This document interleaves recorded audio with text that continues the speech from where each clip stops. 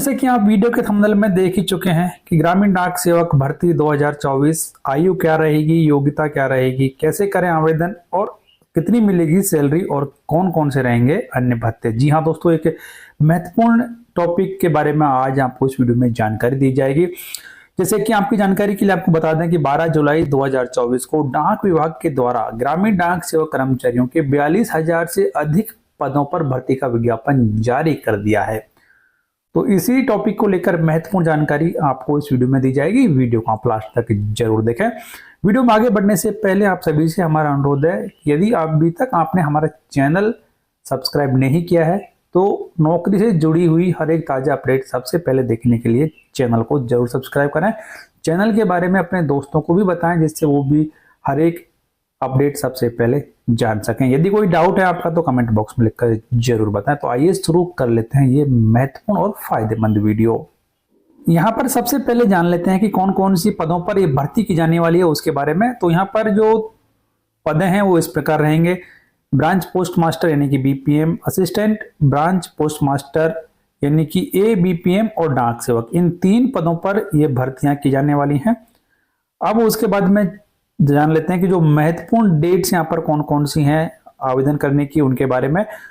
तो नोटिफिकेशन के अनुसार registration and submission of online application, इसकी जो टाइम शेड्यूल है वो 15 अप्रैल 2024 से लेकर 5 अगस्त 2024 तक चलेगा। यानी कि इन दोनों डेट्स को मिलाकर आप आवेदन कर सकते हैं। यदि कोई गलती आपके आवेदन में हो चुकी है तो इसके लिए आपको मौका दिया जाएगा और आपके एप्लीकेशन में गलती को सुधारने के लिए जो एडिट और करेक्शन विंडो है वो 6 अगस्त जो 2024 से लेकर 8 अगस्त 2024 यानी कि 3 दिन ये ओपन रहेगी। इस अवधि के दौरान किसी भी प्रकार की कोई गलती आपसे हो गई आवेदन में, आप उसमें बदलाव चाहते हैं तो वो आप कर सकते हैं। उसके बाद में हम यहाँ पर नेक्स्ट जान लेते हैं कि जो तीनों ही पद हैं उनके लिए क्या क्या यहाँ पर आयु रहेगी और कितनी सैलरी मिलेगी उसके बारे में। तो पहले जान लेते हैं कि जो सैलरी और भत्ते हैं वो कितने रहेंगे।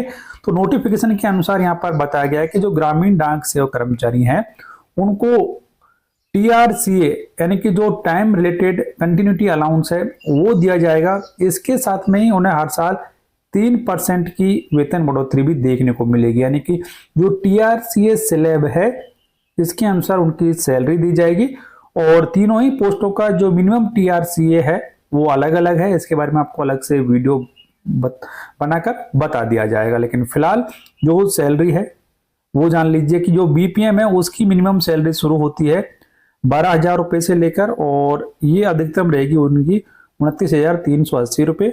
उसके बाद में जो असिस्टेंट ब्रांच पोस्ट मास्टर और डाक सेवक है उनका न्यूनतम जो टीआरसी स्लैब वो शुरू होता है वो 10,000 रुपए से शुरू होता है। इसके अलावा ये पहुंच जाता है आपका 24,470 रुपए तक। तो ये उनका टीआरसीए स्लैब रहेगा न्यू ज्वाइनिंग के लिए। आगे यहाँ पर कहा गया है कि जो टीआरसीए है उसके ऊपर ग्रामीण डाक सेवक कर्मचारियों को महंगाई भत्ता भी दिया जाता है। यानी कि टीआरसीए पर जितना सेंट्रल गवर्नमेंट एम्प्लॉयज के लिए महंगाई भत्ता दिया जाता है वो भी ग्रामीण डाक सेवक कर्मचारियों को भी दिया जाएगा। इसके अलावा ग्रामीण डाक सेवक कर्मचारियों को कुछ अन्य अलाउंसेस हैं। इसके अलावा कुछ सोशल सिक्योरिटी बेनिफिट्स हैं जिसमें कि जीडीएस ग्रेचुइटी दी जाएगी। सर्विस डिस्चार्ज बेनिफिट स्कीम के तहत ये भी उन्हें दिया जाएगा।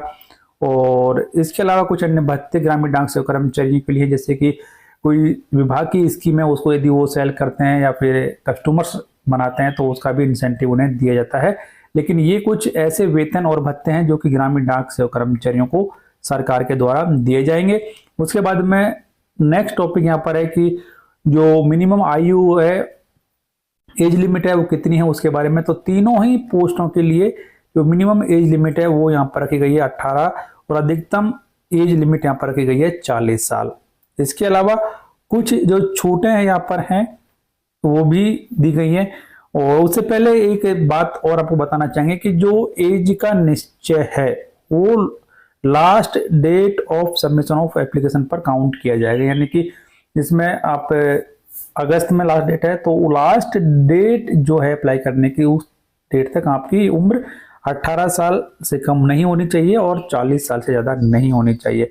तो इस डेट में यदि आप आ रहे हैं तो अप्लाई कर सकते हैं। उसके बाद में बात कर लेते हैं कि यहाँ पर अपर एज लिमिट में कितनी छूट दी जाएगी उसके बारे में। तो यहाँ पर जो टेबल दी गई है उसके अनुसार शेड्यूल्ड कास्ट और शेड्यूल्ड ट्राइब SC और ST को अधिकतम जो एज लिमिट है उसमें 5 साल की छूट है।